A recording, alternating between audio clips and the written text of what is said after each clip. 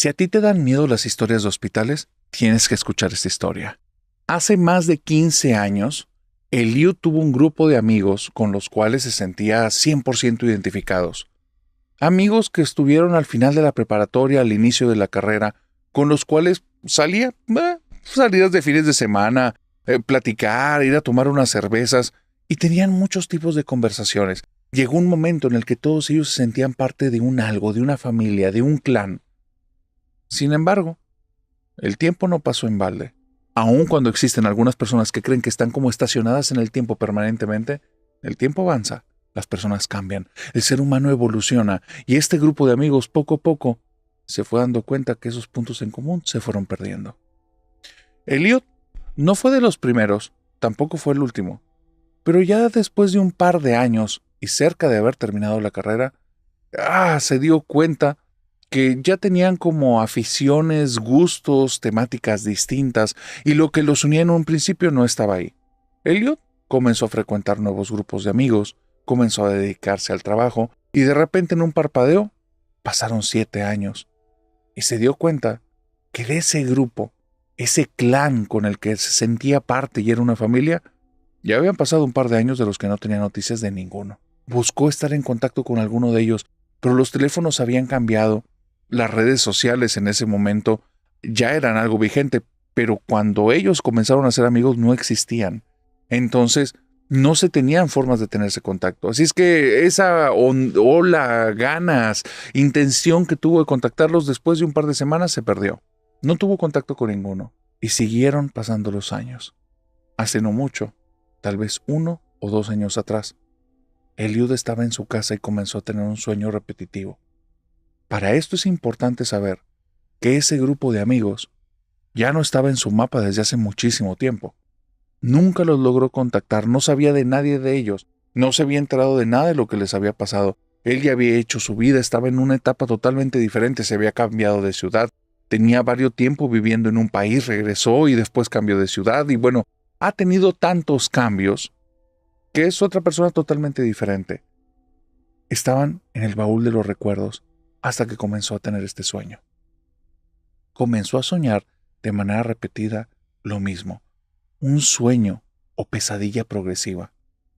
Él iba a la cama, ya tenía una rutina en la que se acostaba y al momento en el que se acostaba, estiraba mucho los pies, y hacía que los dedos, las puntas de los dedos, intentaran como tocar una pared invisible que era su sábana, y en ese momento en el que sentía que estaba haciendo como cierta presión en la sábana, por alguna situación lo ayudaba a quedarse dormido al instante.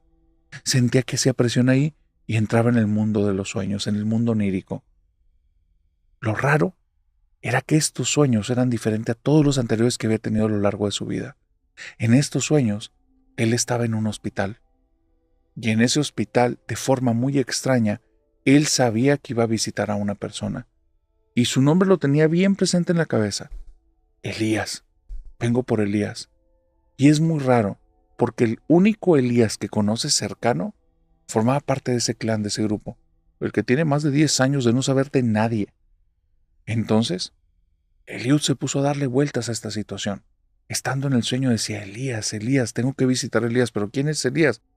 ¿Qué es este hospital? Este hospital no lo conozco. Y se despertaba. Al día siguiente el sueño avanzaba. Volvía a decir, tengo que visitar a Elías y estaba dentro del hospital. Comenzaba a avanzar en los pasillos y se preguntaba, ¿será Elías de ese grupo que tuve en el momento en el que terminé la preparatoria? ¿Pero por qué? ¿Por qué estoy pensando en él? Y al mismo tiempo, en el momento en el que quería como pensar más, adentrarse más, se despertaba. El sueño no seguía esa misma noche. Eran días consecutivos. Era muy extraño que ya llevaba 7 días y los 7 días en el sueño iba avanzando de muy poco en muy poco. Él no es una persona que conozca de sueños lúcidos, entonces no sabe que forzar tanto la conciencia lo va a desconectar. Y la estaba forzando a tope, porque estando ahí decía, ¿otra vez aquí? ¿Pero qué estoy haciendo aquí? ¿Dónde es este lugar? ¿Por qué estoy buscando a Elías? ¿Quién es Elías? No creo que sea el Elías de hace muchos años. ¿Quién es Elías? ¿Por qué estoy consciente en un sueño? Y esto es un sueño, van muchas veces que los sueños se despertaba.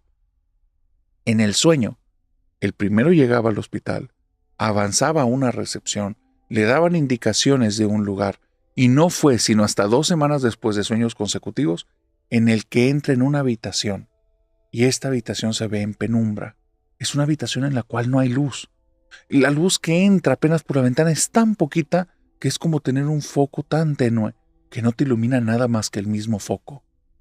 Una habitación que da un poquito de miedo, pero todavía más que el miedo, hay algo que está ahí en esa atmósfera. Tristeza, desolación. La habitación está vacía. Hay una cama, y al lado de la cama hay 2 sillas. Todavía hay pertenencias en las sillas. Él entra en esta habitación y hay una sensación que está ahí en el ambiente. Elías, te estuvo esperando y nunca llegaste. Pero ¿quién es Elías? Y se vuelve a despertar. Los siguientes 2 días son la cosa más aterradora que te puedas imaginar. Ya estos sueños eran una pesadilla. Soñar con lo mismo, no tener control y que siga algo de manera progresiva que te genere tanta incertidumbre no es nada agradable. Era una pesadilla, no aterradora, pero era una pesadilla. Un sueño incómodo, un sueño molesto. Pero los siguientes 2 días eran el infierno. Por alguna extraña situación, en el momento en el que entraba en esa habitación, tenía una certeza. Él tenía que hacer algo ahí.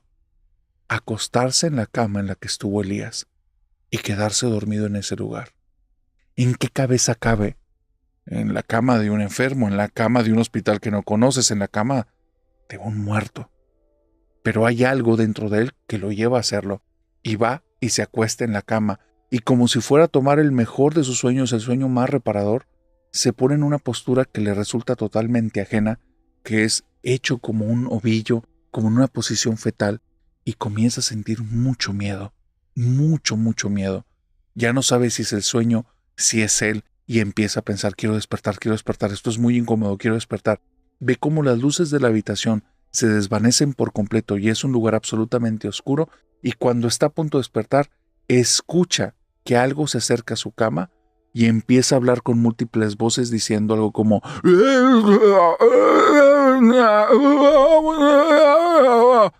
el sonido es tan horrible y tan desgastante que Eliud, por primera vez en su vida, se levanta de la cama y siente que el corazón se le está saliendo del pecho. Siente mucho miedo.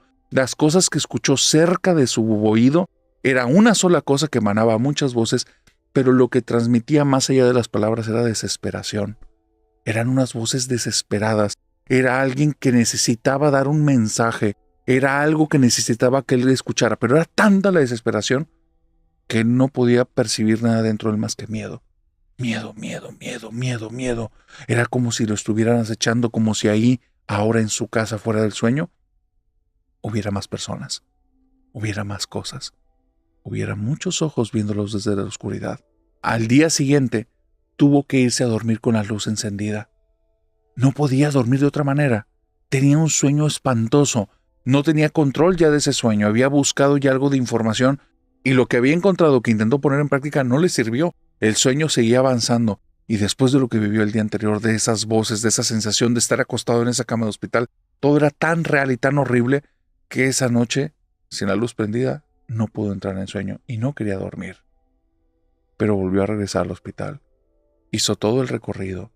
Este recorrido era como una marcha fúnebre. En su mente estaba en blanco. No quería pensar en nada.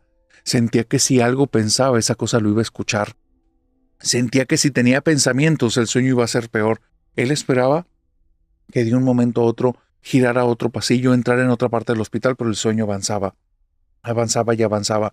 Y de repente volvió a llegar a esa habitación. Se acostó otra vez en la cama. Su corazón, inclusive estando en un sueño, lo pudo sentir y sentía que se estaba empezando a acelerar.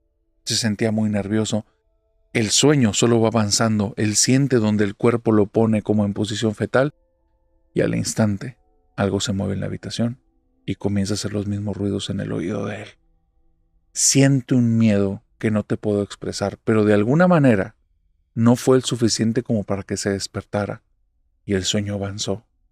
Y de los ruidos en el oído comenzó a sentir manos que lo empezaban a acariciar desde los pies hasta las piernas, desde las piernas hasta el abdomen, y cuando estaba en el abdomen y pasó al pecho, ya era tanto su desesperación que gritó en el sueño por primera vez pudiéndose expresar, ¿qué quieres? Y cuando voltea, logra ver ahí a Elías. Un Elías muy diferente.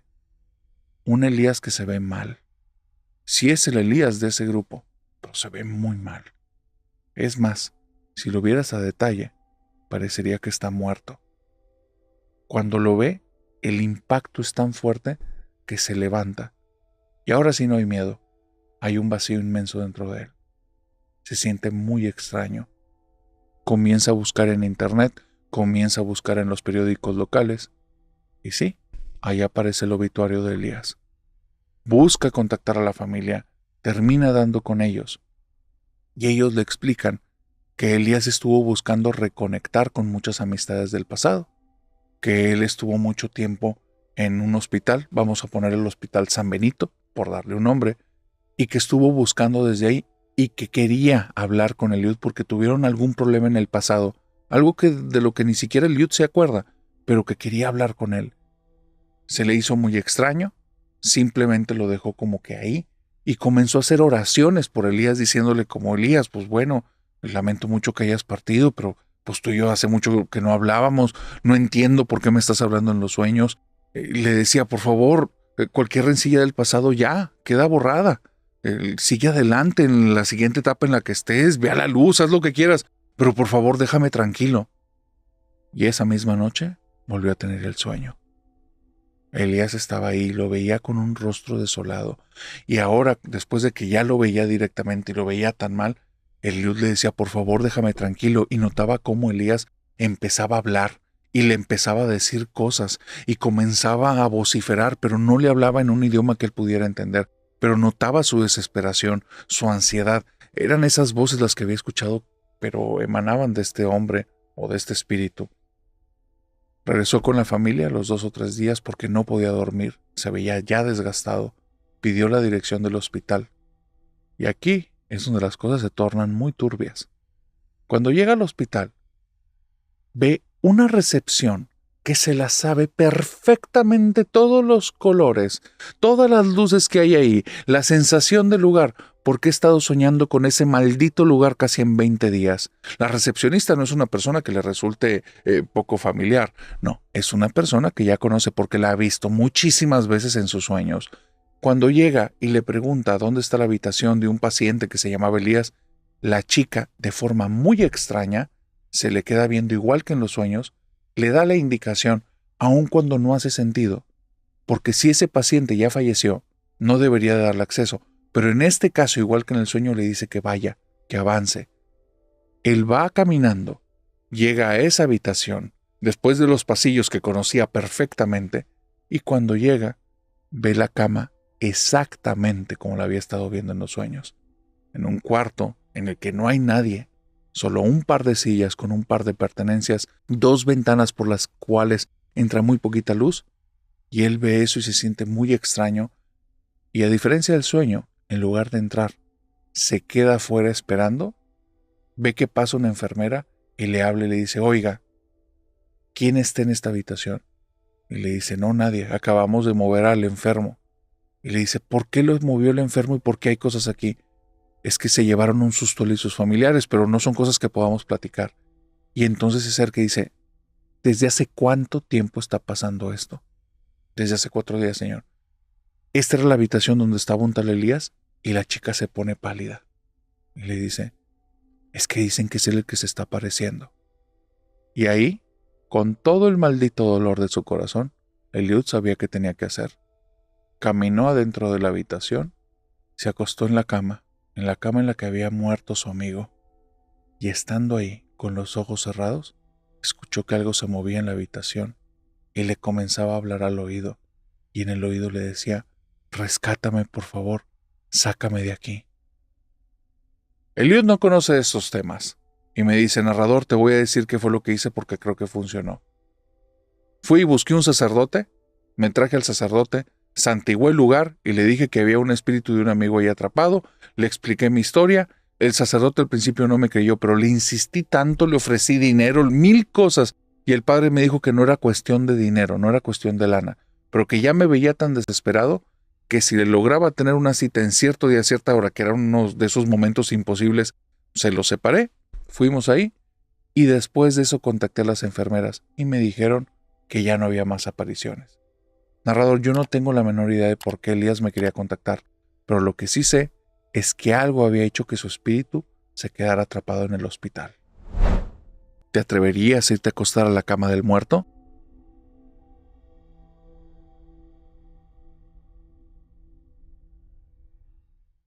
¿Qué pasaría si te mudas a un departamento y te das cuenta que ahí habita algo que es dueño de las sombras y del muro de los muertos? Esa historia lamentablemente la vivieron Rebeca y Miriam, y vamos a contarla. Miriam y Rebeca rentaron un departamento normal, un departamento que no tenía ningún costo más abajo de lo normal, o que estaba en alguna zona extraña, o que tuviera vecinos extraños. Era un departamento 100% normal. Y estuvieron viviendo ahí cerca de 8 meses, hasta que experimentaron en 3 ocasiones algo que para ellas no tiene explicación y fue absolutamente aterrador. En el departamento al inicio, empezaron a poner sus cosas, querían personalizar el lugar, inclusive habían pedido permiso para pintar las paredes con otros colores, porque querían dejar cada habitación como con esos detalles que las hacían sentir que la habitación de Rebeca era de Rebeca y la habitación de Miriam era de Miriam. Entonces, cuando estaban en medio de estas cosas, se dieron cuenta que habían elegido muy bien el departamento. Estaba en una muy buena zona, era un muy buen costo, el espacio era bastante bueno, y los vecinos, personas agradables, personas que incluso sin conocerlas, las habían saludado y alguno que otro vecino se había puesto a sus servicios para cualquier cosa que necesitaran. No había nada extraño. Y así comenzó a avanzar el tiempo. Los siguientes días, las siguientes semanas y los siguientes meses, todo fue avanzando y tomando cierta marcha.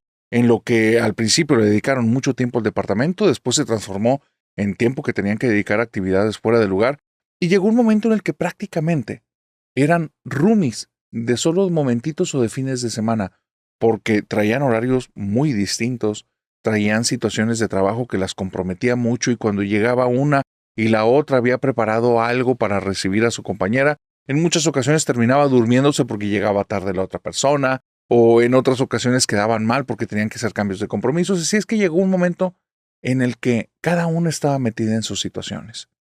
Fue muy extraño esto, porque Miriam y Rebeca son amigas desde hace muchísimo tiempo. Ellas se habían elegido como roomies por el nivel de confianza. Una de las frases que se dijeron antes de rentar, y es algo que al día de hoy lo tienen grabado, es que qué padre vivir contigo, porque jamás se van a acabar las conversaciones. Por eso ya cuando llevaban como 4 o 5 meses y que solo había un silencio imperante en el lugar, era notorio que algo raro había ahí.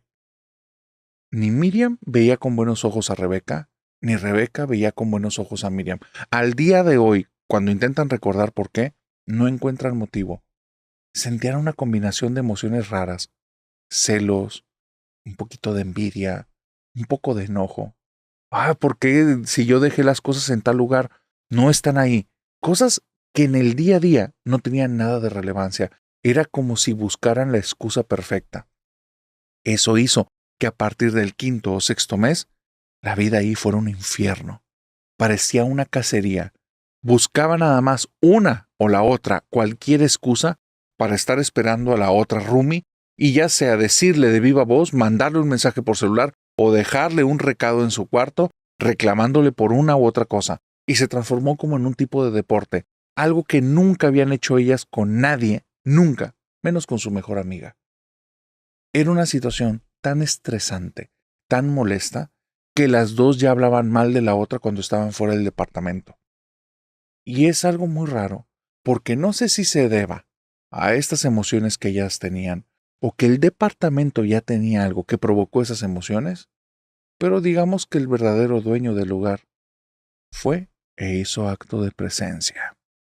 Un día en medio de una discusión acalorada, una de estas discusiones que no tenían sentido, tal vez porque una dejó la cajita de los hielos sin haberla rellenado con agua, tal vez porque la otra había dejado que la cesta de papeles del baño no se cambiara la bolsa cuando ya era fin de semana y le había tocado que ella iba a ser la persona que lo cambiara. Una de estas tantas cositas y tonterías por las cuales ya se peleaban como si fueran grandes cosas, estaban en medio de una de estas discusiones, cuando una le gritó a la otra: es que ya me tienes harta, ojalá nunca te hubiera conocido. Y fue algo muy extraño. porque esas palabras fueron tan hirientes para las dos que ambas sintieron como si algo en su pecho se quebrara. Y fue como si esto fuera algo orquestado, como si fuera algún tipo de sinfonía, porque una vez que salieron esas palabras de la boca de esta chica, la otra se sintió mal y se sintió esa sensación extraña en el pecho, la chica que lo habló también se sintió rara y el dueño del departamento apareció en medio de las dos. Simplemente vieron como una sombra se manifestó. Algo tan grande, tan vasto, tan enorme, tan majestuoso y tan horrendo, que impidió por completo que se pudieran mover. Las dos se quedaron heladas. ¿Sabes por qué? Porque ellas estaban una frente a la otra, y la sombra se había parado en medio de las dos, y era como si estuvieran viendo un muro oscuro, porque no había nada ahí. Una chica estaba de un lado de esta sombra, la otra chica del otro lado, no podían ver para la otra parte, y cuando lo intentaron, tampoco ya se podían mover. Podían hablar, podían mover los ojos, pero el cuerpo estaba inmóvil. Fue como si este muro de oscuridad o si esta cosa de repente tuviera la necesidad de irse porque de un segundo a otro se desvaneció, y es cuando se dieron cuenta que se podían mover y las dos estaban heladas.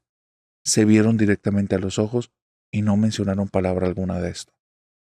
Esperaron tal vez que la mente, que la memoria, que las cosas simplemente fueran avanzando y ya nadie se peleó ese día y ya nadie mencionó esa cosa y los días fueron avanzando y era como si esperaran que el olvido se hiciera cargo de esos recuerdos.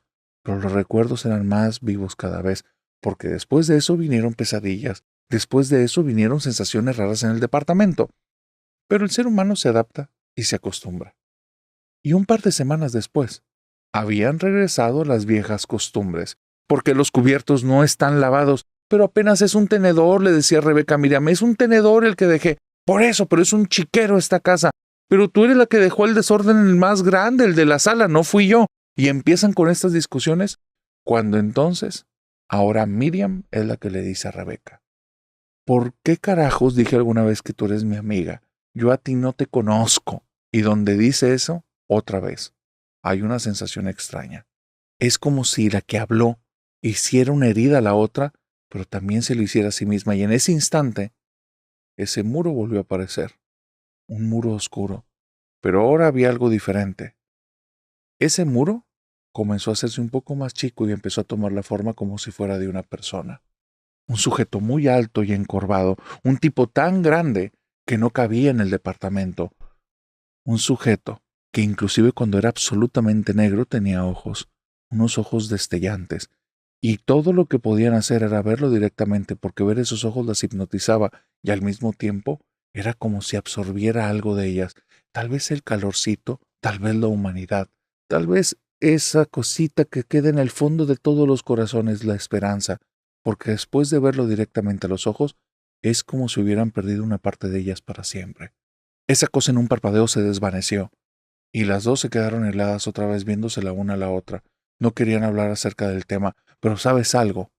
Rebeca comenzó a reflexionar. Tenían que hablar de eso, tenían que indagar qué demonios era eso. Era la segunda vez que pasaba y se sentía cada vez peor. Era como si le quitara rastros de humanidad, como si le quitara la felicidad, como si ya no hubiera luz en los días. ¿Por qué está pasando eso?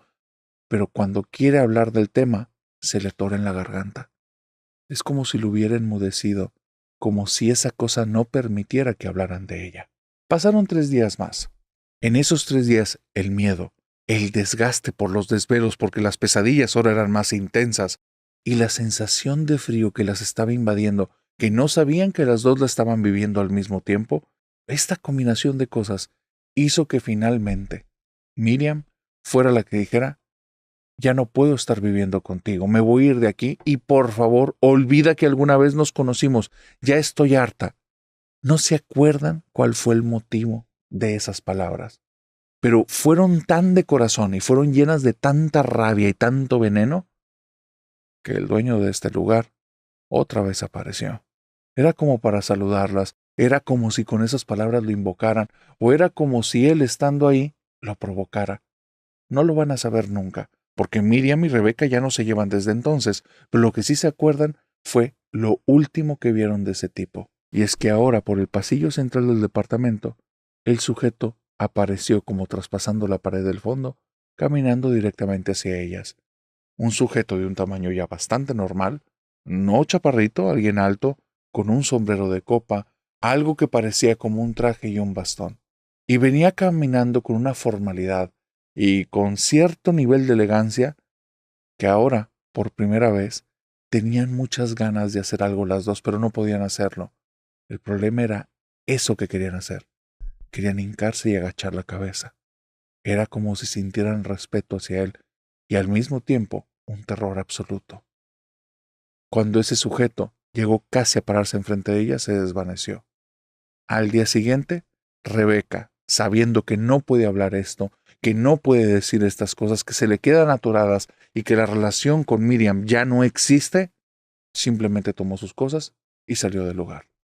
Fue la última vez que supo de Miriam. Nunca volvió a hablar con ella, no volvieron a tener relación, tal vez porque sentía que si hablaba con Miriam, tal vez esa cosa iba a volver a aparecer, tal vez porque la hirió tanto y se hirió tanto a sí misma que lo quería olvidar, o tal vez porque desde ese día su vida nunca había vuelto a ser la misma. Fue alguno de estos motivos. Rebeca me mandó la historia y Rebeca me dice, no lo recuerdo con detalle. No sé por qué dije esas cosas y no recuerdo ni siquiera si los problemas que tuvimos realmente valían tanto la pena. Lo que sí recuerdo es que 2 años después de que viví esa situación, fui a esos departamentos porque tenía la curiosidad, quería investigar si alguien más había vivido algo. Y me comentaron que mi compañera todavía se quedó 1 año y medio más, pero que fue enfermando y que decía que por favor no la fueran a molestar, que ella estaba viviendo muy bien con su pareja. Pero nadie había visto a ningún hombre entrar con ella y jamás ni a ningún hombre salir de ahí. Yo desde entonces sé que tal vez estaba viviendo con el dueño del departamento. ¿Y tú sabes cómo le hizo Rebeca para hablar de él sin que las cosas se le quedaran atoradas?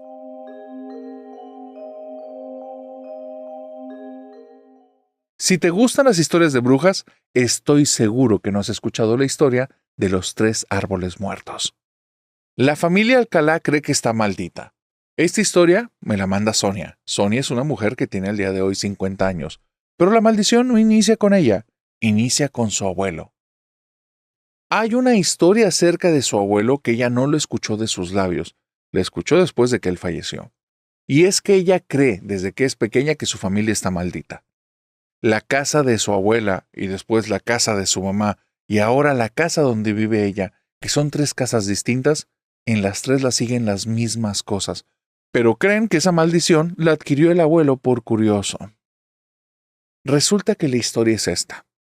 El abuelo, cuando era muy pequeño, vivía en extrema pobreza. Cuando te digo extrema pobreza, es que vivían en una casita que era de cartón y lámina, en la cual no había camas, el piso era de tierra totalmente, y él lo que hacía era recolectar basura para llevarla a un basurero, y en ese basurero cambiaba lo que recolectaba por un par de moneditas.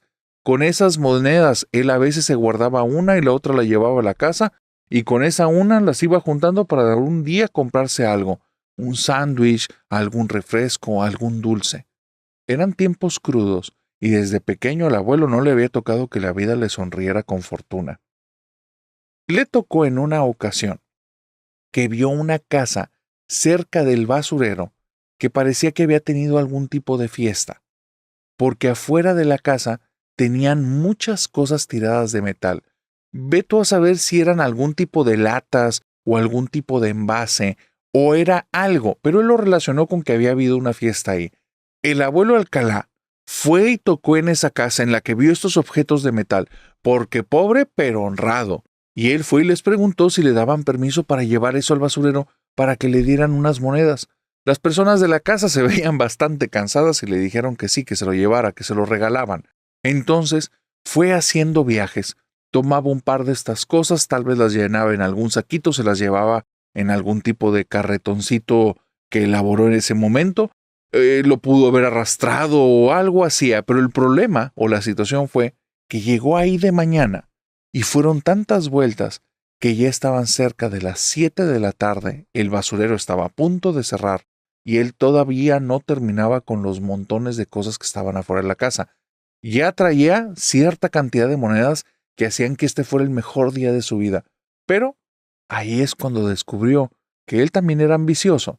Él no se iba a quedar nada más con esas monedas, quería llevarse todo para allá. No quería dejarlo ahí, tirado fuera de la casa en la noche, porque ¿qué tal que otra persona con su misma fortuna viniera y se lo llevara? No, él tenía que aprovecharlo. De alguna forma se fue esforzando, aceleró el paso aun cuando el cuerpo le dolía, cuando estaba tan cansado, y empezó a llevar más y más y más cosas. Cerca de las 8 de la noche, porque las personas del basurero tuvieron compasión de él y le dejaron que trajera más bultos, a las 8 de la noche, 8:30, le dijeron, ya, o sea, lo que trajiste, trajiste y nos vemos el día de mañana. Y él, intentando que al día siguiente nadie le ganara, les pidió que por favor le dejaran la puerta tantito abierta, que iba a acercar las cosas, les explicó la situación. Y los del basurero, como aún era una ciudad pequeña y era gente que confía en otra, le permitieron eso. Le dejaron la puerta abierta, lo dejaron a su cuidado y le dijeron, terminando, cierra con el candado. Él dijo que estaba bien. Y ahí, justo en medio del basurero, cerca de la medianoche, vio cómo al fondo del basurero y allá donde terminaba, donde entraba como un páramo, un llano, una especie de lugar que salía de las bardas del basurero, pero no estaba marcado, simplemente estaba ahí, pero no había basura, descendía desde el cielo una bola de fuego. Lentamente iba bajando y se posaba allá a lo lejos. Comenzó a andar entre la basura, intentó andar sin llamar la atención, se fue sorteando pequeñas montañas y grandes montañas, y al final tuvo que subir una pequeña montaña de basura, colocarse para ver todo eso, porque vio mientras andaba para allá que bajaban otras 2 bolas de fuego.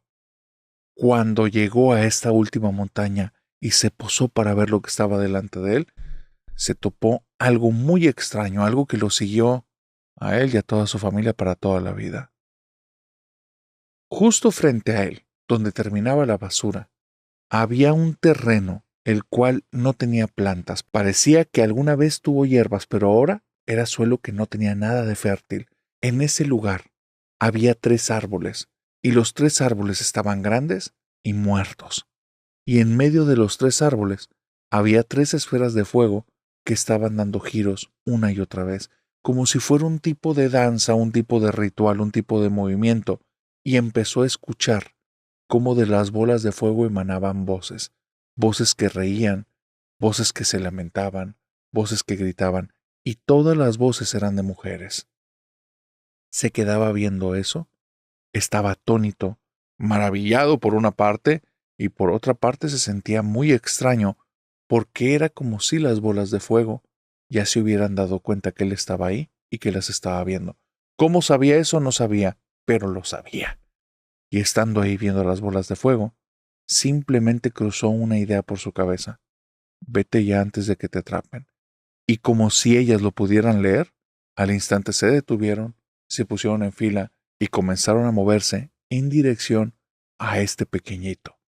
Él abrió los ojos con todo el miedo del mundo, se paró rápidamente y comenzó a correr por todo el basurero. Ahora sí no le importaba si hacía ruido o no, y de vez en cuando volteaba para atrás y veía que de entre los montones de basura, de repente por arriba se veía como que una esfera de fuego que empezaba a sobresalir, y empezaba como alma que lleva el diablo a correr por el basurero, y empezaba a decir, perdón, perdón, yo no vi nada, por favor no me haga nada. Y solo escuchaba las risas y las voces y los lamentos, y él va corriendo por el basurero y va corriendo por el basurero, y de repente llega a la puerta, pone el candado y se va corriendo de ahí con toda la fuerza que puede.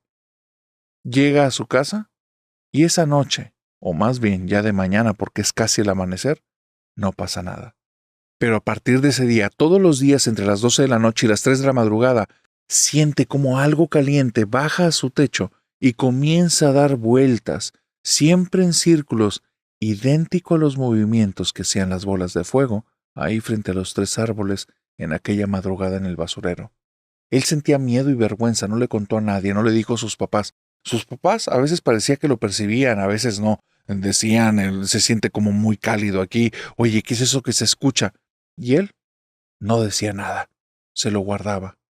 Después, con el tiempo, empezó a darse cuenta que esas cosas no eran nada más para su casa, Si él se quedaba a dormir en otra parte, sentía donde algo se acercaba en la madrugada y comenzaba a rodear el lugar.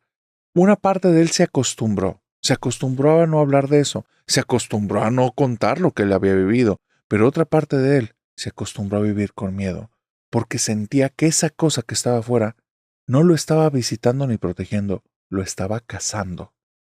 Él no se atrevía a salir de la casa, y de hecho, el resto de su vida, aun cuando esto le ocurrió desde muy pequeño, el resto de su vida, él prácticamente no salía de noche. Una vez que llegaba a casa antes de que oscureciera, nunca lo veía salir. Tenía miedo, tenía mucho miedo. Pero la vida fue avanzando. La leyenda nunca la contó. Cuando se casó y su esposa empezó a sentir que en las noches algo bajaba a su casa y a veces la casa aumentaba de temperatura y escuchaba que algo estaba dando vueltas en la parte de arriba, le llegó a preguntar a este hombre qué era lo que pasaba y él no le respondía. El señor Alcalá le decía: son tus ideas. No, hombre, no salgas, ha de ser un animal. Pero fue pasando el tiempo y en una noche de copas se le salió contar lo que él había vivido. Ahí estaban su esposa y una de sus hijas, y ellas ya escucharon por primera vez esta leyenda. El problema es que él no lo contaba estando sobrio. Jamás aceptaba ni revelaba esa verdad, estando sin una gota de alcohol encima. Parecía que el alcohol de alguna manera lo relajaba, le daba más sensación de seguridad, pero jamás salía de su casa tampoco, ni estando sobrio ni estando ebrio. Tomaba ahí y con su familia, y por eso se enteraron que esto pasaba. Así es que la esposa, después de que este hombre falleció, siguió teniendo la visita de estas cosas. Su hija siguió teniendo la visita de las cosas. Y el peor caso fue que la nieta, ahora que ya tiene 40 años, sigue recibiendo la visita, pero me dice: narrador, yo sé que esas cosas que están arriba en el techo no son buenas. No son buenas porque en la casa pasan cosas extrañas cuando ellas vienen. Mi niña, que tiene 10 años, en muchas ocasiones me dice: mamá, tengo mucho miedo. Y ella me empieza a decir que siente en la nuca que todos los pelitos se les empiezan a parar. Y me dice: es que viene algo para la casa, mamá, viene algo para la casa. Y cuando dice ella: ya está aquí, es cuando yo empiezo a sentir el calor que viene desde el techo. Y empiezo a escuchar cómo algo está dando vueltas arriba de la casa. Le he preguntado a los vecinos si han visto algo. Nadie me ha podido decir nada. Pero lo que sé es que por mi abuelo, la familia Alcalá está maldita y parece que es algo que estamos heredando.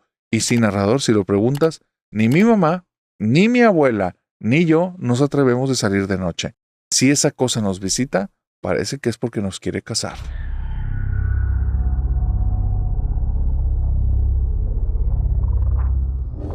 Isela está segura que por haberse juntado con un grupo de brujas, ahora tiene la peor de las suertes, y no es pura sugestión, es un sacrificio, y déjame contarte exactamente de qué te estoy hablando. Isela cuenta que ella, hasta el tiempo de la universidad, era una persona muy exitosa. Su familia no era una familia que estuviera como bien posicionada económicamente, pero era una familia de muy buenas costumbres y muy trabajadora. Dice ella que cuando ella, desde que era muy pequeñita, su papá, su abuelo y su mamá le hacían muchos ejercicios para que ella pudiera como pensar mucho, que fuera una persona inteligente, que nunca se dejara abusar por los demás. Y era una persona muy competitiva. Era buena para los deportes, muy buena para las materias de la escuela y era buenísima socializando. Aparte de eso, bonita. Tenía todo el paquete para ser una persona que poco a poco, conforme fuera avanzando en la vida, le fuera bien. Así lo creía ella, hasta que llegó a la carrera. Cuando llegó a la carrera, sucedió una situación muy chiquita en su vida, una tontera, pero fue una tontera de esas que pasan que sientes como si te dieran un pequeño golpe detrás de una rodilla o ahí en el talón de Aquiles y hace que te desplomes un poco, haces que pierdas fuerza. Por primera vez en su vida tenía un problema en su cutis y todo el rostro se le llenó de acné. Eso la hizo sentirse de un día para otro como una persona muy vulnerable, una persona que se sentía fea, que se sentía que no iba a ser aceptada y empezó a tener tantas ideas en su cabeza que toda su seguridad personal se desmoronó como si fuera arena. Esta Isela dice que ese tiempo, en el tiempo que llevó su tratamiento, fueron apenas 3 meses, pero en esos 3 meses era un infierno, se sentía tan insegura todo el día que nada le salía bien. Para decir algo solo lo balbuceaba. Cuando tenía que pasar al frente y dar algún tipo de clase, tartamudeaba todo el tiempo, se le olvidaba todo, se sentía estresada, sentía que todos se burlaban de ella y poco a poco se fue aislando. El tiempo de la universidad, que es muy competitivo en muchas ocasiones, para ella fue estar en el peor momento de su vida y buscó refugio. Hubo un grupo de chicas que estaban en un salón, no en el de ella, pero en uno cercano, que les decían las tres brujitas. Las tres brujitas eran tres chicas que siempre iban vestidas de negro, eran muy guapas, pero tenían un carácter espantoso. Y ella supuso que les decían las tres brujitas por su carácter. Eran chicas que ya se habían agarrado a golpes con hombres y mujeres de ahí, personas que las ibas a escuchar mínimo una vez a la semana gritar por los pasillos alguna majadería a alguien porque lo estaban atacando, bajo ellas la idea que se estaban defendiendo. Te lo digo porque de alguna forma ellas o se enteraron de Isela o Isela se enteró de ellas. Al día de hoy ya no está tan segura, pero se le fueron acercando y como se sentía tan vulnerable, las comenzó a sentir como sus guardaespaldas. Todo el tiempo estaban con ella y si alguien de repente decía alguna broma acerca del acné de Isela, porque era algo muy notorio, estas chicas comenzaban a decir cada cosa que Isela se sentía ya protegida, apapachada. Y bueno, las tres brujitas, de la noche a la mañana, se convirtieron en sus mejores amigas. No la trataban bien, no la trataban con dignidad, eran sus guardaespaldas, pero también, cuando nadie estaba cerca, ella era víctima de las tres brujitas, porque la ninguneaban, hacían con ella lo que ellas querían, la traían de aquí para allá y prácticamente era su mandadera. Cualquier cosa que ellas le pedían no era una petición, era una orden. Y si Isela no la acataba, se iban directamente a cuestiones físicas. Doblarle una mano, torcerle un dedo, un pequeño golpe en el estómago donde no deje marcas, pero ella entienda quién manda ahí. Isela rápidamente se dio cuenta que la relación con ellas no era una relación de amistad, era una relación de esclavitud. Y así como ellas ahora la protegían del exterior, ella se tenía que proteger de ellas, pero no se atrevía. Poco a poco, el acné se fue limpiando de su rostro. El tratamiento que tenía, que le estaban pagando sus padres, que era algo bastante caro, estaba empezando a funcionar. Y estas chicas le empezaron a decir frases de repente, que la hacían sentir bien, pero que al mismo tiempo, su parte que hacía sospechar de las cosas a su alrededor, digamos esta parte paranoide que ya se había despertado, porque sus mejores amigas y guardaespaldas la trataban de forma horrible, espantosa y muy agresiva, esta parte le decía, no te creas lo que te dicen, es raro. De repente le decían que estaban muy orgullosas de ellas y de su superación, pero no había nada que hubiera hecho para que dijeran eso, que ellas se sentían como muy agraciadas o se sentían muy honradas de tener su amistad. No era cierto, la trataban espantoso. Le empezaron a endulzar el oído. De repente empezaron ya no con golpes, sino con un contacto físico agradable, abrazos, esas caricias de amigos que de repente llenan el corazón, pero lamentablemente Isela eso no lo disfrutaba para nada. De repente que llegaban y la saludaran con un abrazo efusivo, ella lo sentía raro. Estas chicas querían algo, pero al mismo tiempo no se atrevía a ponerles el alto. Así es que cuando las tres brujitas la invitaron para hacer un ritual de la buena suerte, a ella no le quedó de otra más que aceptar, porque se podía quedar sin amigas o porque podía salir muy mal parada si les decía que no. La invitan un fin de semana a la casa de una de estas tres. Y ella comienza a preguntar que qué es ese ritual de la buena suerte y dice, es que nosotros nos sentimos ya tan orgullosas de ti que te queremos entregar toda nuestra buena suerte. Queremos que tú tengas toda la buena suerte porque tú vas a ser alguien muy exitoso en el futuro y queremos que tú nos lleves a ese éxito.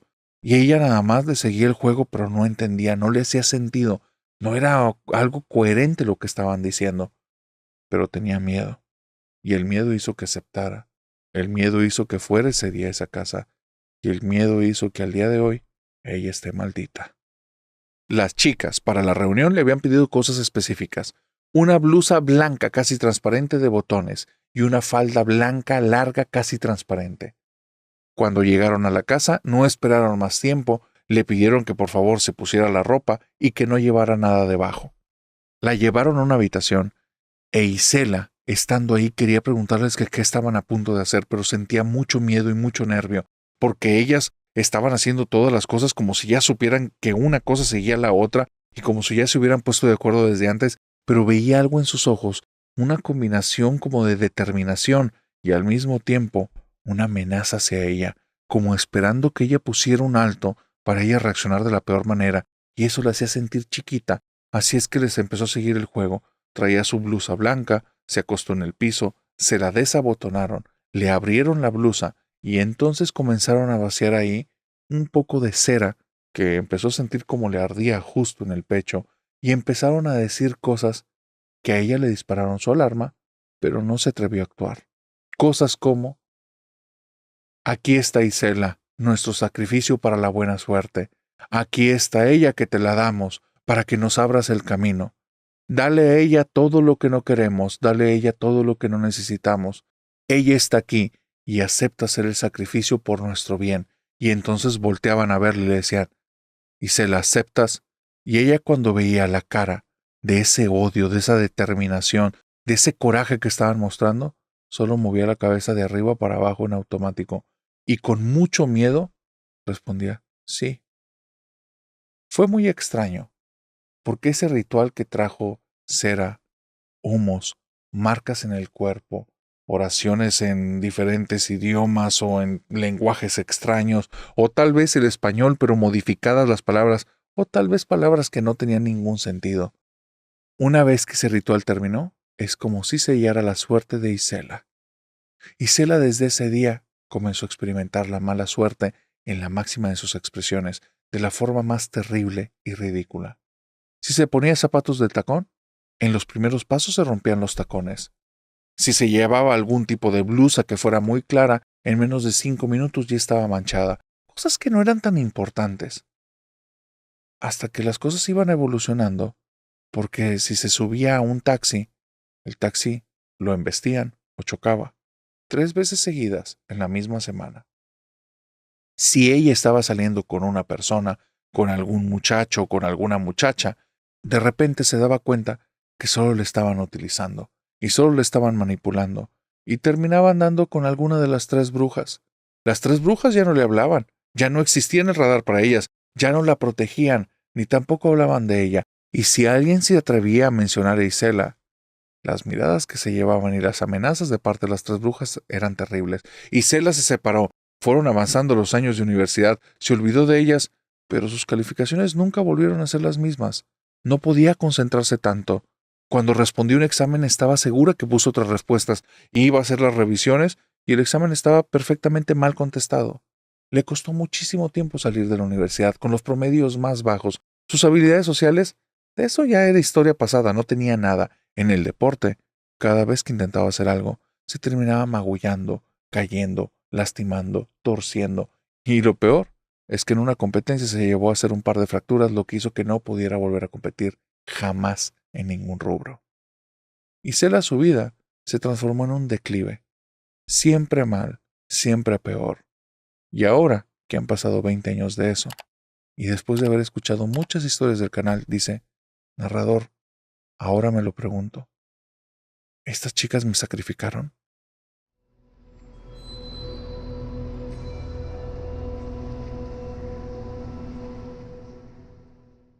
Hay historias que me ponen los pelos de punta y tienen que ver con militares que viven cosas tan escalofriantes que hacen que ellos mismos se asusten.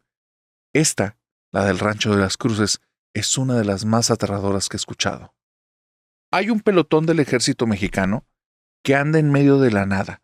Estos lugares, estos pequeños pueblos que están allá metidos en alguna sierra, están buscando un poblado específico y los agarró la noche. Siguen avanzando en la noche, pero llega un momento en el que es tan oscuro y es tan denso en lo que están que necesitan ya detenerse y descansar. El que va al frente de este grupo de militares se da cuenta que a escasos metros está algún tipo de cobertizo, establo o casita antigua que no se ve en buenas condiciones, y ahí va a ser el lugar que van a decidir quedarse a descansar esa noche, porque es el único que parece que tiene techo. Todo lo demás es estar en la intemperie, y ese lugar que andan buscando no se ve ni remotamente. ¿Cómo lo van a descubrir? Pues de la forma en la que descubres cualquier pequeño pueblo: luces. un poquito de luces eléctricas, un poquito de luces tal vez por fuego, y que se vea movimiento o sonidos, pero ahí es donde están, no se escucha nada, no se ve nada, y lo único que se logra ver, y es un poquito por la luz de luna, es ese cobertizo. Habla con el resto de compañeros que llevan este grupo, les dice que van a ir a ese lugar, y entonces los divide en grupos. 2 se adelantan para revisar el lugar y regresan, y con una cara como no estando nada convencidos, le dicen: el lugar está vacío, pero no está bueno. Y él les dice: ¿qué pasa? Dice: hay muchas cruces. Entonces él los acompaña y menciona que desde que entra, en el piso está lleno de cruces de piedra. Y el cobertizo, una vez que entra, también hay cruces ahí. Unas están grabadas, otras están puestas con pintura y otras están hechas con piedras. Pero hay muchísimas, piso, paredes en todas partes. Y él da una indicación: cabo o antigüedad, usted se va a quedar aquí vigilando, usted tiene que estar de vigía en esta parte, el resto va a descansar, y que nadie toque ninguna de las cruces. Nadie, no las toquen. Los demás vamos a descansar. Van a descansar y de repente la persona que está vigilando al resto del batallón o de este grupo de militares ve cómo desde un poquito lejos, a unos metros de ahí, viene caminando otro soldado, lleva un uniforme similar al de ellos, lleva también un casco como ellos, y le habla y le dice: antigüedad o compañero, ¿qué está haciendo allá? Debería de estar descansando, viene a relevarme. Y entonces ese soldado sigue caminando, pero nota algo raro en él. Es como si hubiera tomado, como si estuviera ebrio, porque va caminando tambaleándose. Y entonces se pone la mano cerca de donde tiene el arma, voltea a verlo y le dice: compañero, ¿qué pasa? Está bien, antigüedad, ¿qué sucede? Y ve donde este soldado avanza, pero comienza a avanzar ahora sí, de una forma determinada, como si ya no estuviera tambaleándose o bajo el efecto de nada, que parecía que estaba, y empieza a moverse a una velocidad rapidísima, y es como si se fuera a aventar directamente contra el soldado. Entonces el soldado que viene hacia él empieza como a caminar rápido, como si estuviera como en algún tipo de ataque extraño, y el soldado que tenía la mano en la cintura directamente en la pistola, toma la pistola y le apunta, y justo ve frente a él al otro soldado, pero no tiene rostro. Le está apuntando a la nada. El casco está ahí, la ropa está ahí, pero en medio es un vacío. Esto hace que grite al instante y empiece a decir, a hablarle a los otros, a hablarle al batallón, y sale alguien de este batallón y le dice: ¿qué está pasando? ¿Qué pasa? Y nota que el soldado que estaba en guardia le apunta con la pistola y después voltea al frente y le vuelve a apuntar y le dice: baja el arma ya. Y le dice: hay alguien aquí, lo acabo de ver. Trae nuestra ropa, pero no tiene cara, es un soldado sin cara. Y ve que él está fuera de sí, totalmente fuera de sí. Entonces tiene que tomarlo de la mano y le dice: baja el arma, vas a causar aquí un accidente, baja el arma. Y entonces tarda en recapacitar el soldado porque está en un shock tremendo, hacen que baje el arma y le dice: ¿tocaste alguna de las cruces? No, no toqué las cruces, métete a descansar y deja el arma aquí, no toques arma. Y habla con el resto del batallón: ninguno toque ningún arma, quédense aquí hasta que amanezca, no salgan. Al día siguiente en la mañana, cuando ya están despiertos porque no pudieron dormir, estuvieron adentro, ahí resguardados, pero ninguno de ellos podía ya pegar los ojos ni quedar dormido. Estaban con miedo, estaban atentos de que fueran a caer algún tipo de ataque con ellos, y el tipo que había hecho como las de vigía ya había regresado, estaban todos ahí. Ahí están adentro de este lugar. Ninguno puede pegar ya los ojos, ya no pueden dormir. Entonces llegan las primeras luces, y donde llegan las primeras luces, escuchan a una persona que entra en esta zona del terreno. El tipo que va al frente de este escuadrón sale, y cuando ve es un pueblerino, una persona del poblado que probablemente están buscando. Y entonces le pregunta el militar de que: ¿qué pasó? ¿Qué necesita? Le dice: no, vengo a avisarles nada más, vi que estaban aquí. No se queden ahí. Dicen que ese lugar está maldito, que pasan cosas. Y el jefe, el militar, le dice: es que estábamos buscando el pueblo tal, pero no lo encontramos. Y le señala: ahí está. Y se da cuenta que estaba a escasos como 10, 12 metros de donde se estaban quedando. Cuando se da cuenta de eso, dice: es que lo estábamos buscando anoche, pero no se veía ninguna luz. Y el sujeto que venía de este pueblito le dice: es que ya habían entrado al terreno entonces. Sálganse de aquí, en serio. Dicen que este lugar sí está maldito. ¿Y tú? ¿Por qué crees que ese lugar tenía tantas cruces? Si me permites, voy a contarte la historia del reflejo del demonio. Memo es un sujeto sencillo. Es un sujeto que si tú te lo topas en cualquier día, a cualquier hora, te darían ganas de conversar con él. Se ve sonriente, se ve carismático. Él es flaquito, es alto y tiene una voz dulce, de esas voces que te invitan a conversar. Es un sujeto de una sangre muy liviana. Y eso es muy contrastante, porque él es hijo de una familia muy, muy rica. Rica de abolengo, porque la riqueza viene desde el bisabuelo. Pero a él no le gusta jactarse de eso. De hecho, él no utiliza nada prácticamente de estos recursos que tiene su familia. Él se ha ido haciendo sus cosas poco a poco. Estudió su carrera, fue consiguiendo un buen trabajo, fue amasando su fortuna, porque no quiere tocar nada de la familia, porque dice que ese dinero está bañado en sangre y sangre de demonios. Él platica que se dio cuenta acerca de esta herencia maldita o demoníaca familiar desde muy temprana edad, justo por su curiosidad. Ya había escuchado cosas, que cuando llegabas a cierta edad en la familia tenías que pasar la prueba del abuelo, y cuando le había preguntado a alguno de los primos mayores cuál era esa prueba, los primos no hablaban nada acerca de eso, pero en sus ojos era notorio que sí habían vivido algo y no era algo bonito.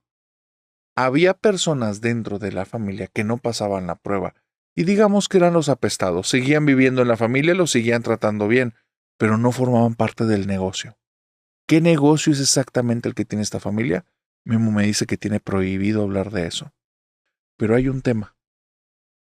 Memo sabe de dónde viene toda la fortuna, de dónde viene todo el poder de su familia, y él no está de acuerdo. Se dio cuenta cuando era pequeño. Cuando apenas tenía 7 años, se quedó a dormir casi un mes en la casa del abuelo. Y tenían zonas prohibidas para los niños, pero había algo muy raro, porque las zonas prohibidas para los niños cambiaban según las horas del día. Si era durante la mañana, no podías subir al tercer piso de la casa. Si era durante la tarde, no podías bajar al sótano. Y si era en la madrugada, había una habitación de la segunda planta en la cual tenías prohibido absolutamente entrar o jamás volverían a verte. Eso era lo que decían para asustar a los niños, y eso fue lo que despertó toda la curiosidad de Memo. En la segunda planta hay un lugar entonces en el que si me meto me voy a perder. Entonces esta casa tiene un laberinto. Y fue lo que pensó. Hay un laberinto oculto dentro de la casa del abuelo y yo lo quiero conocer. Memo tenía algo, un pequeño detalle que su familia no conocía, porque si lo hubiera conocido, le hubiera contado otra historia, le hubiera hecho como que tuviera diferentes ideas. A Memo le gustaban descifrar los laberintos que venían en las revistas que le daban los domingos. Su familia, para que tuviera algo que hacer, le compraba revistas de revistería y no sabían que al final siempre venía un laberinto que tenías que hacer con un lápiz, y él era muy bueno haciéndolo. Los primeros estaban llenos de rayones, pero los últimos no tenía un solo error, porque primero veía todo el laberinto, dibujaba en su mente cuál era la ruta y después la trazaba con el lápiz. Él se sentía un experto, así es que si le ponían un laberinto en la vida real, claro que iba a salir. Memo no tenía la menor idea, porque era un muchachito de 7 años, de qué era lo que realmente tenía esa habitación. Era una habitación que él había entrado en muchas ocasiones, en la mañana y en la tarde, pero jamás en la madrugada. El problema era la hora. ¿Cómo puede salir de su habitación sin que se despierte el abuelo y la abuela? Porque son personas que cuando escuchan ruidos salen de su habitación y van armados. Llevan en un lado una linterna y en la otra una pistola. Son personas que digamos que resguardan a su manera sus bienes. Entonces, él les tiene mucho respeto y aun cuando es un niño, les tiene un poquito de miedo a las armas, así es que no le interesa ver a su abuelo o a su abuela apuntándole en la madrugada. Tiene que ser más listo y más inteligente. Por eso, durante ese mes que se quedó allá, comenzó a lubricar todos los goznes de la puerta, casi todos los días, para que cuando se moviera no hiciera ningún tipo de sonido. Empezó a darse cuenta que cierta parte de la madera en la que estaba en el marco de la puerta de su habitación, cuando se abría, crujía. Así es que sin que se dieran cuenta los abuelos, con un cuchillito comenzó a tallar poco a poco el marco para que dejara un espacio entre el marco y la puerta ahora abría, igual, ya no generaba ningún sonido. ¿Cómo iba a caminar por ese pasillo? Era muy sencillo. Había estado practicando. Si él primero caminaba lentamente, poniendo toda la presión del cuerpo sobre los dedos, y después dejaba caer poco a poco la parte delantera del pie, con eso era suficiente para que no crujiera el piso, no se escucharan sus pasos. Él sabía también que tenía que ponerse un poquito de talco en los pies, porque de repente, cuando las noches eran un poquito cálidas y tenía algo de sudor, se escuchaba un chacoloteo, un golpeteo de agua, pero con talco no. Con talco era casi como deslizarse. Se esperó, practicó, lo hacía en la mañana, lo hacía en la tarde. Los abuelos no eran personas que estuvieran atentos acerca de las actividades de lo que hacía o no hacía Memo, solo las restricciones, que no rompiera ninguna de las restricciones, que no estuviera en esas partes de la casa en las horas que estaba prohibido. Ellos no se habían dado cuenta que Memo ya podía abrir la puerta sin que hiciera ruido, caminar por el pasillo sin que se generara un solo sonido, llegar a esta habitación, y con una llave que tenía escondida, porque se dio cuenta que para esa habitación había 3 llaves y una no la tenían resguardada. Así es que días atrás ya la había guardado allí en su habitación y nadie se había percatado. Entonces, tenía forma de abrir este lugar, había lubricado toda esa puerta, también la había raspado, no se hacía ningún sonido para abrir. Ya tenía todo listo.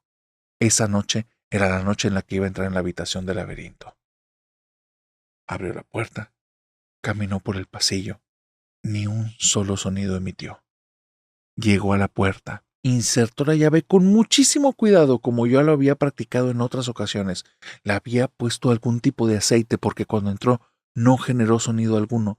Dio las vueltas con una lentitud tal que en el momento en el que giraba no se escuchaba ningún mecanismo que se abriera. Y entonces frente a él en la madrugada se abrió el cuarto del laberinto. Ahí, frente a sus ojos, estaba la habitación abierta, la habitación en la que había deseado entrar, el laberinto que iba a descifrar. No existía, porque no estaba ahí. La habitación era una habitación extraña. De hecho, no era la habitación en la que ya había estado varias veces. Realmente era un lugar distinto. Era un lugar en el que entraba la luz de la luna, cuando en esa habitación ni siquiera tiene ventanas. Voltea a su lado izquierdo y hay un ventanal enorme, y de hecho se da cuenta que la distancia de donde está él hacia el lado izquierdo son cerca de 6 metros. La habitación no es tan grande. Cuando él da 3 pasos, ya llegó a una de las paredes, y de una pared a la otra son máximo 5 pasos. Desde la puerta hasta el final, 6 pasos si los das corto, 4 pasos si los das largos. Entonces, ¿por qué ahora parece que tiene que recorrer casi 20 pasos para llegar al fondo de la habitación? Es un lugar bastante más grande. El techo, la parte superior, es bastante más alta. El ventanal no hace ningún sentido. Y el color de ese lugar puede ser que sea la luz de la luna, pero él está seguro que es como un color azul. Es un azul en el que sí se logran distinguir ciertos blancos, y hay colores que el azul está como que tan acumulado, tan concentrado que parece negro, pero es azul.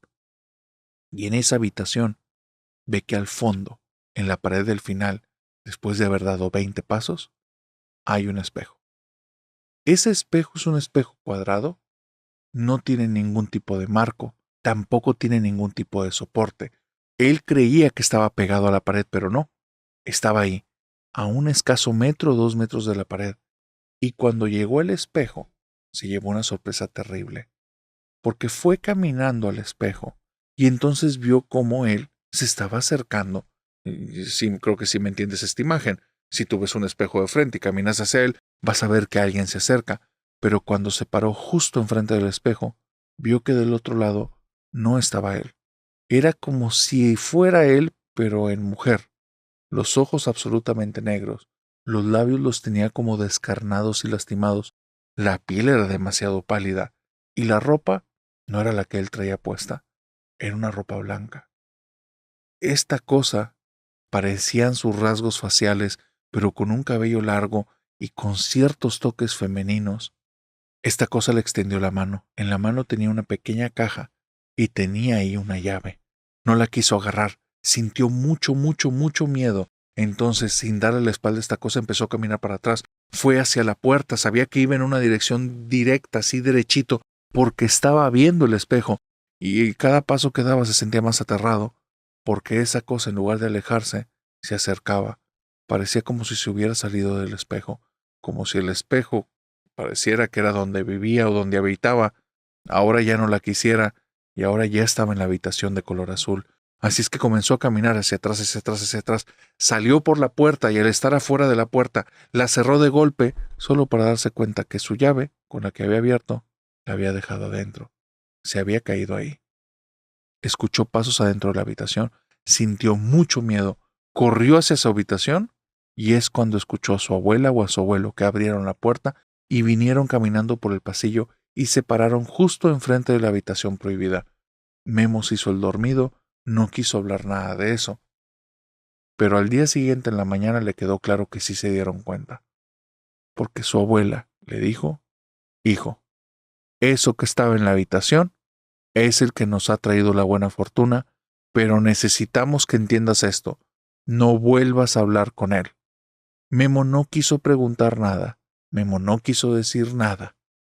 Simplemente volteó a ver a su abuelita, movió la cabeza de arriba abajo, y ahora, muchos años después, me dice, narrador, estoy seguro que mi familia tiene pacto con demonios, y no sé qué les pidió esa cosa, pero yo, aunque era muy pequeño desde que lo vi a los ojos, me dio la impresión que no era nada bueno, y prefería hacer mi fortuna a mi manera, y aunque no me acerco ni tantito a lo que tiene mi familia, vivo bastante más feliz y más tranquilo.